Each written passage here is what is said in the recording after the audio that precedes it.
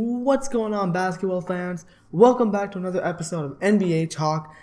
And on this episode of NBA Talk, we're going to be discussing about the Toronto Raptors. Now, the Toronto Raptors are a team that at the beginning of the season were at an all-time high. They were winning games consistently. They had one of the best offenses in the league. They had two All-Stars playing at their best levels of their careers. And everything was great. Until recently, that great play has slipped. And in 2017, the Raptors have been struggling, not only offensively, but defensively as well. So as fans, it leads to the question, what is wrong with the Toronto Raptors? And that's what we're going to be answering on this episode of NBA Talk. So without any further ado, let's get right into this. So in my opinion, I think there are really three big reasons why the Toronto Raptors are not playing well or are really struggling right now. Now, I'm a Raptor fan. I will gladly admit that. But I'm not one of those fans that will sit around saying, oh no, we'll get them next time. No, I'm one of those fans who are really critical about my team. And if my team is struggling, I'm going to voice my opinion on it.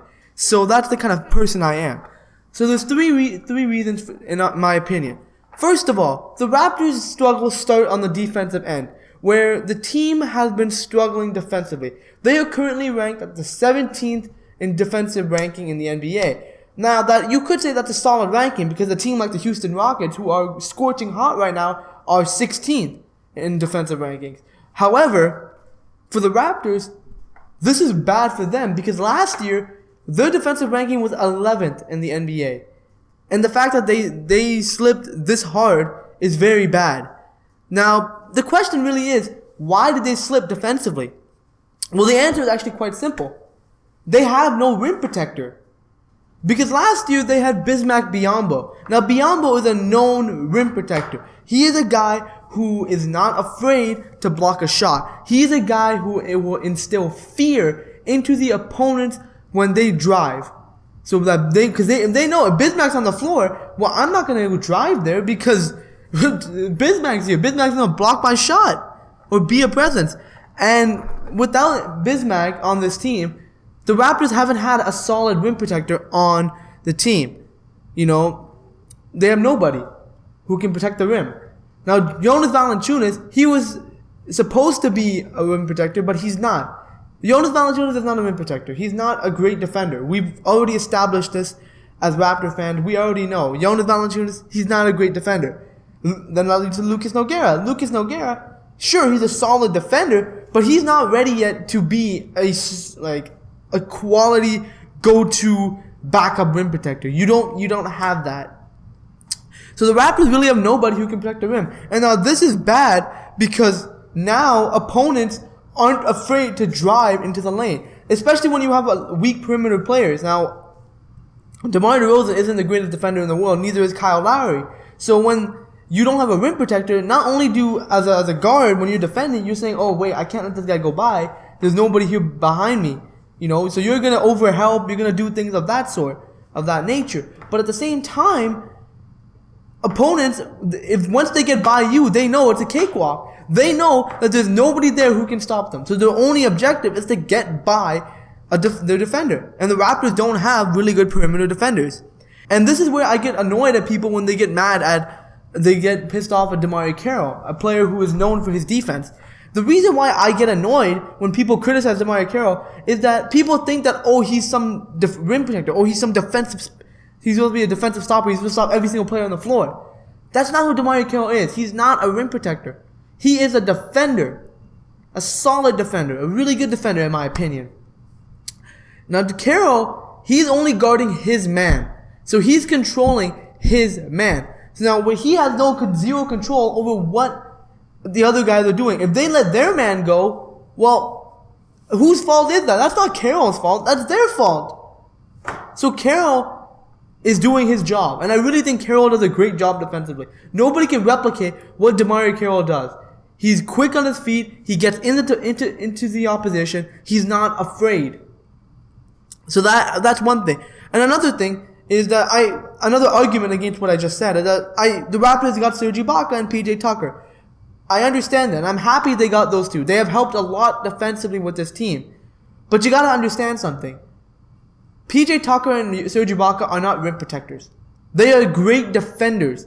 They are not rim protectors. As these guys cannot defend the rim like traditional centers. Like Ibaka, for example. He's a great defender. He's a great on-ball defender. He's a guy who's able to switch in the pick and roll, be able to guard multiple positions. But let's say he is playing power forward and his man is a stretch four. Well, he's going to be outstretched at the 3-point line, so which means that he's not able to play like a traditional center, which means he's not a rim protector. He's a defender. So there's a difference between that. So that's one reason why I think the Raptors are slipping up defensively. They don't have a rim protector anymore. They don't have anybody who can legitimately go in and stop the opposition from driving, which is creating a big problem for the Raptors. Along with that, I think another reason why the defensive struggles are occurring for the Raptors is because the team is not putting enough effort on the defensive end. They are not playing hard defensively. And as cliche as that might sound, but they are legitimately taking their struggles offensively, which we'll get into in a little bit, and translating it to the defensive end. Like when they're not hitting shots offensively, they take it to their head and they take those offensive woes, as Dwayne Casey always alludes to, and translates it to the defensive end, which is so annoying because, you want to see effort out of your team defensively. And for me, when I'm watching the Raptors play, I don't see that. I don't see their defensive effort. An example is that, let's say Corey Joseph, and I'm not here to pick on Corey Joseph, but he's just the first name I thought of. If Corey Joseph is standing right here and there's this much space between him and John Wall, for instance, well, then there's a problem. In my mind, I'm thinking, well, why aren't you up into him? Why aren't you into his jersey? Why aren't you, making life difficult for John Wall? Like, that's what I call defensive effort. When you're moving your feet, when you're active, when you're getting into your opposition, that is defensive effort. And I have not seen that from the Raptors. Because, they're not putting any effort in. And because they're not putting any effort in, that's resulting in deficits getting bigger. And the team just cannot, overcome that, which is creating a big problem. So overall, they're really struggling defensively. Why? Because first of all, they don't have a rim protector. And second of all, they're not putting enough effort on the defensive end. It's not anything wrong with the players. They have talented players who can defend. But if they need to put the effort in, night out for the full 48 minutes, we've seen flashes of the team, how great they can be defensively. But we need to see that for a full 48 minutes. And that's what this team's problem is. They have not been doing that. And it's really annoying now because now it's near the end of the season. And these are the things that you need to adjust throughout the season. And now, with only a few games left to the playoffs, you need to legitimately, fix this. Because the defense is going to be one of the biggest keys in playoff matchups. So that was the first thing that's wrong with the Raptors right now, why they are struggling, because of their defense. The next reason why I believe the Raptors are struggling is because of their offense. Now, you might be wondering, well, wait a minute, the Raptors are one of the best offenses in the league. Why do I think they're struggling? Well, it's quite complicated. Because this team's offense is structured around the success of Kyle Lowry and DeMar DeRozan. When these guys are making their shots and carrying the offensive load, the team is successful. I mean, we've seen it all the time. DeMar DeRozan can score 30 points. However, this creates a problem as there is no one else on this team who can step up in the case that DeMar DeRozan and Kyle Lowry are being double teamed or being pressured by the defense. There's nobody who can step up and carry the offense if these guys are either on the bench or if these guys are not playing well. There's nobody else who can step up. And this becomes a problem for the team as the offense becomes stagnant. As now, Lowry and DeRozan have nothing else to do because nobody else can take over and say, no, I'm gonna be the guy to step up. If Lowry and DeRozan are missing shots, I'm gonna make all my shots. I'm gonna make sure the defenders get off Kyle Lowry, and also so that Kyle Lowry can say, oh, this guy's making his shots. This guy's stepping up. Instead of me trying to force up bad shots, I'm gonna give him the ball, relieve the pressure. Get him his open looks. Because Lowry and DeRozan are attracting so much attention. So this is just overall a big problem on the Raptors. We haven't seen anybody who can step up consistently. We've seen guys step up. We've seen, like, recently, Ibaka has been stepping up great in the absence of Kyle Lowry. But Ibaka isn't the only guy. We need other guys to step up. We need guys like Jonas Valanciunas. I'm looking at him primarily because he is capable of having big performances. He's capable of it. But he doesn't do it consistently, which is my biggest pet peeve with Jonas Valanciunas. Because he doesn't do it consistently. If he does it consistently, I wouldn't have no problem with Jonas Valanciunas. But he doesn't do it consistently. So that's one of the biggest problems with the Raptors offense right now. Another problem is that when players have open looks, they do not make their shots. And I'm looking at guys like DeMar Carroll, Patrick Patterson, Norman Powell. These are the guys who are not making their shots. Now, for example, in the case where DeMar DeRozan and Kyle Lowry are double teamed, and even when they are looking to pass out of the double teams, let's say you're wide open and you missed a shot. Like, it's frustrating for DeMar and Kyle, as now they have nobody else who they can hit to, because they're being double teamed, first of all. Second of all, nobody's making shots. So it's like, what DeMar DeRozan and Kyle Lowry, like, what are we gonna do? It's either we take up a bad shot with the potential of going in, or we pass it to our teammates who aren't gonna score. So it's frustrating as it creates more pressure on Kyle Lowry and DeMar DeRozan as they now have to forcefully take over. They need to forcefully take over. And for me, this is really annoying because DeMar DeRozan is taking a lot of bad shots, in my opinion. Now, granted, he makes them, but we cannot rely on that kind of offense on our team. We can't rely on a guy who's legit pulling up over 3 defenders when there's 3 other guys. When in retrospect, there's 2 other guys who are open in that sense, who coincidentally aren't making their shots, which is a big problem, especially for the Raptors as they have run an ISO heavy offense. So, yeah, I'm looking at guys specifically like DeMar Carroll, who, yes, is struggling with his 3-point shot, but you gotta realize that's something. You need to hit that consistently. I want to see it consistently. I want to see DeMar Carroll scoring 12 points a game at least. I want to see Norman Powell. If he's wide open, I want this guy to either A, take the shot, or B, I want you to drive and attack, which is something we haven't seen Norman Powell do. He is doing it. He's trying. He's attempting. I see it. But he's not doing it consistently. Same thing with Patterson. Patterson, he's at the point now where he's even giving up open shots. Why are you giving up open shots? Take the shot.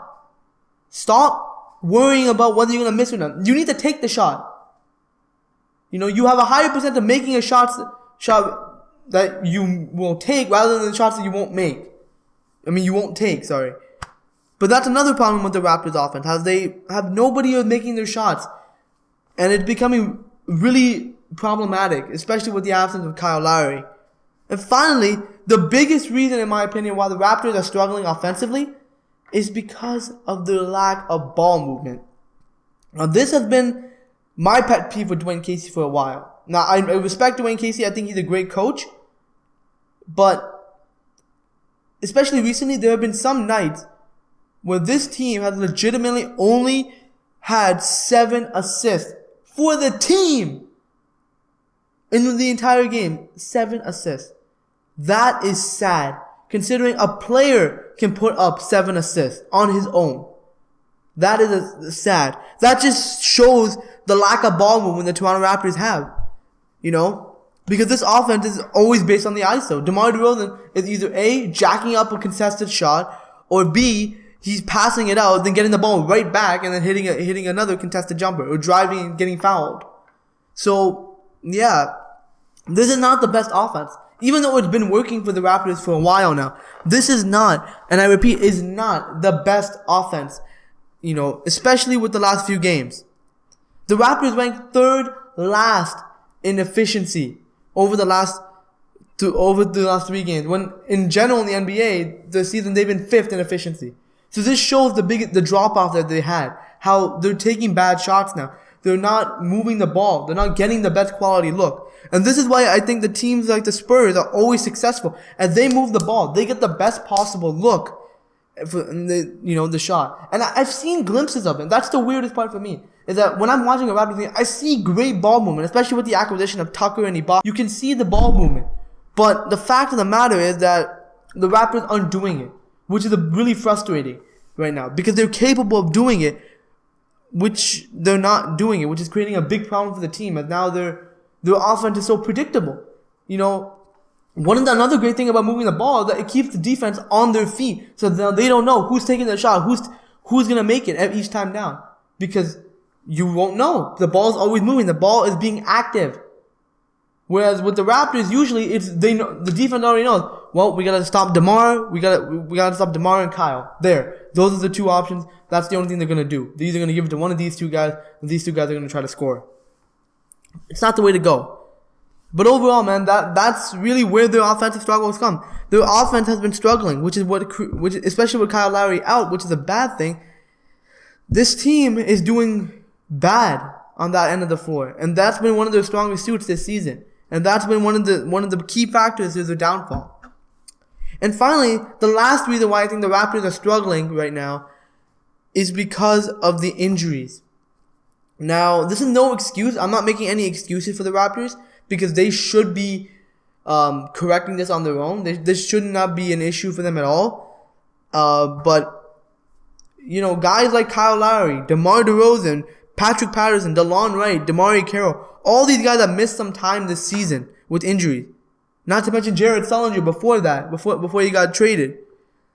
This creates a problem for the team, as they need the production of these players in order to be successful. And the fact that they aren't getting that production because these guys are injured is creating a lot of problems for the Raptors. That the Raptors have to constantly adjust their lineups, be without that skill set. For example, like a recent example is without Patrick Patterson.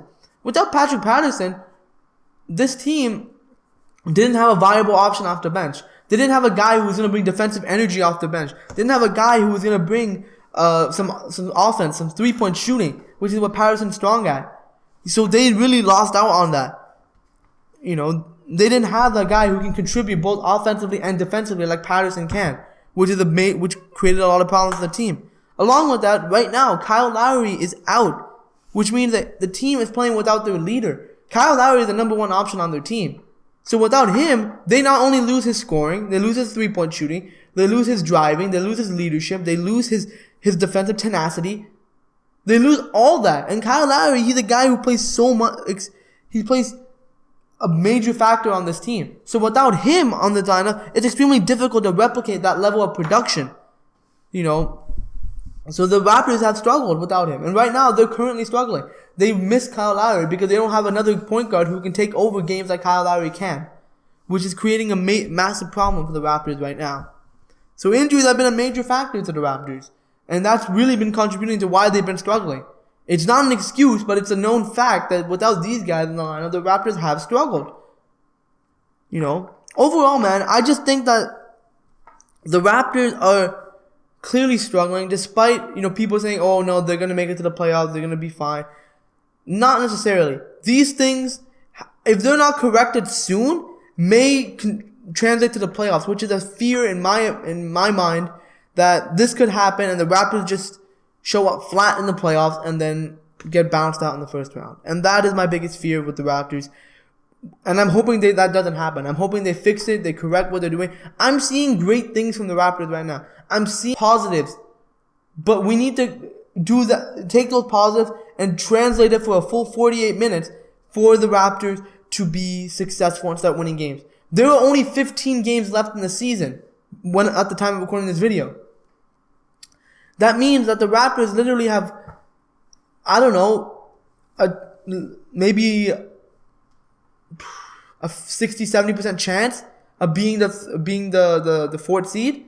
They could drop off if they don't get themselves better, which is why I'm making this video, just to explain to you guys why in my opinion the Raptors are struggling. You know.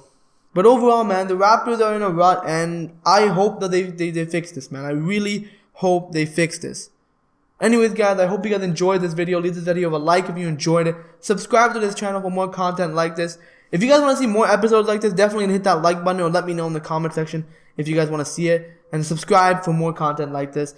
As always, guys, follow me on social media, my Twitter, my Facebook. You guys know what to do. And as always, guys, I'm Hani from NBA Talk, and I'll see you all in the next episode of NBA Talk. Thank you so much for watching.